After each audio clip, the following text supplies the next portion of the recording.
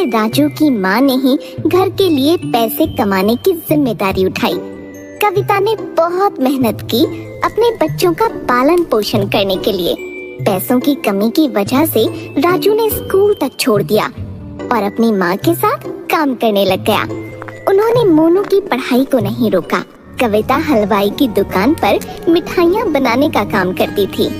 राजू भी, जो कि अपनी माँ के साथ काम पर जाने लगा था, उसने देखा कि यह माहौल कुछ अलग और अनोखा था। कैसे बूंदी को कढ़ाई में तल के चाशनी में डुबोकर लड्डू बनाए जा रहे थे, कैसे बेसन और बूरे को मिलाया जा रहा था, फिर उसके लड्डू बनाए जा रहे थे और अंत में बर्तन में रखकर टेबल पर सजाए जा रहे थे। यह सब राजू को बहुत पसंद आया। घर जाने के बाद, माँ, मुझे हलवाई का काम बहुत पसंद आया। सच में बेटा? फिर क्यों ना रोज तुम मेरे साथ आ जाओ, बस काम के लिए नहीं, सब कुछ सीखने के लिए भी, ताकि तुम एक दिन एक बहुत बड़े हलवाई बन जाओ, है ना? हाँ माँ, मैं वादा करता हूँ। उस दिन से राजू उस काम को और गौर से देखने लगा। उसने जल्द ही सब कुछ सीख लिया। राजू को इस काम में बहुत दिलचस्पी हो गई और वह काम को बहुत जल्दी जल्दी करने लगा।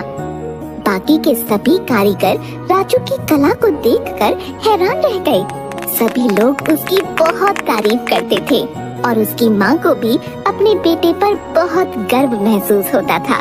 इसी तरह राजू ने 5 साल मन लगाकर काम किया। इसी दौरान राजू की माँ की तबीयत अचानक खराब हो गई और उसने काम पर जाना बंद कर दिया।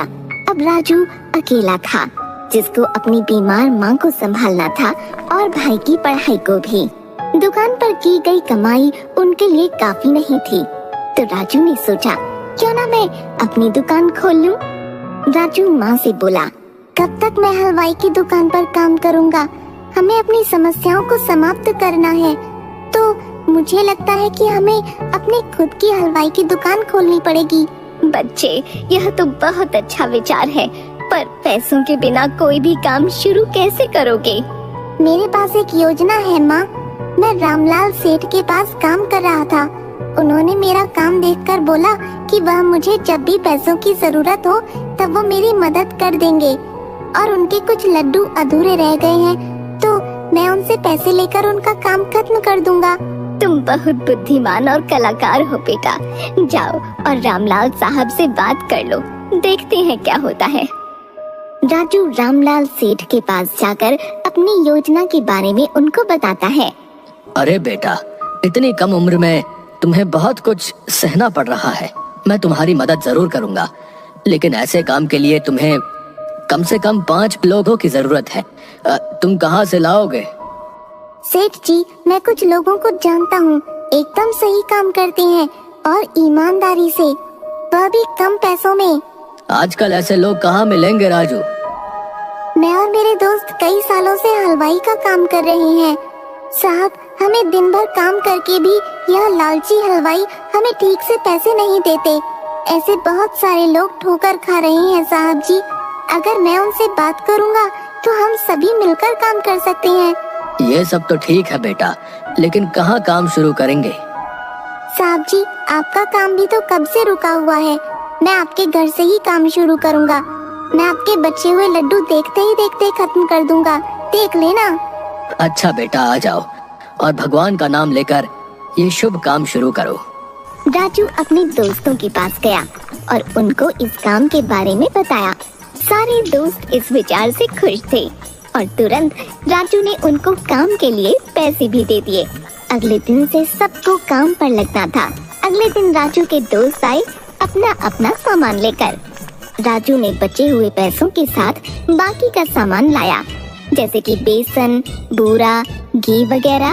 उसके दोस्तों के आने से पहले ही उसने सारा सामान तैयार रखा। सब लोग इस नए काम को लेकर बहुत खुश थे, क्योंकि वह सब जवान थे, तो वह काम को जल्दी जल्दी करने लगे। राजू सभी को सही दिशा दिखा रहा था काम करने की, और देखते ही देखते 10 दिन में सारे लड्डू तैयार हो गए। रामलाल के लड्डू खा के सभी दंग रह गए।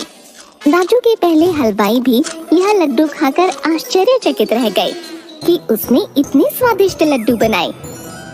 रामलाल के लड्डू खाकर बाकी के लोग भी अपने लड्डू बनाने के लिए राजू को बुलाने लगे। राजू बेटा, तुमने इतने कम समय में मेरे इतने स्वादिष्ट लड्डू बना दिए। वाकई में लाजवाब काम किया है तुमने। रामलाल ने फिर राजू को अपने काम के लिए अच्छा खासा पैसा दिया। पैसों के साथ उसने अपनी माँ के स्वास्थ्य का ख्याल रखा और अपने भाई को बेहतर स्कूल में डाला और उसने खुद के परिवार के लिए भी एक मिठाई की दुकान खोल ली। 20 वर्ष के अंदर अंदर उसने कई प्रकार के लड्डू बना दिए। उसने अपनी कला का इस्तेमाल किया और अपनी मेहनत के साथ, जिसकी वजह से उसको प्रशंसा मिली। अंत में उसने अपने परिवार को सुखी भरा जीवन दिया।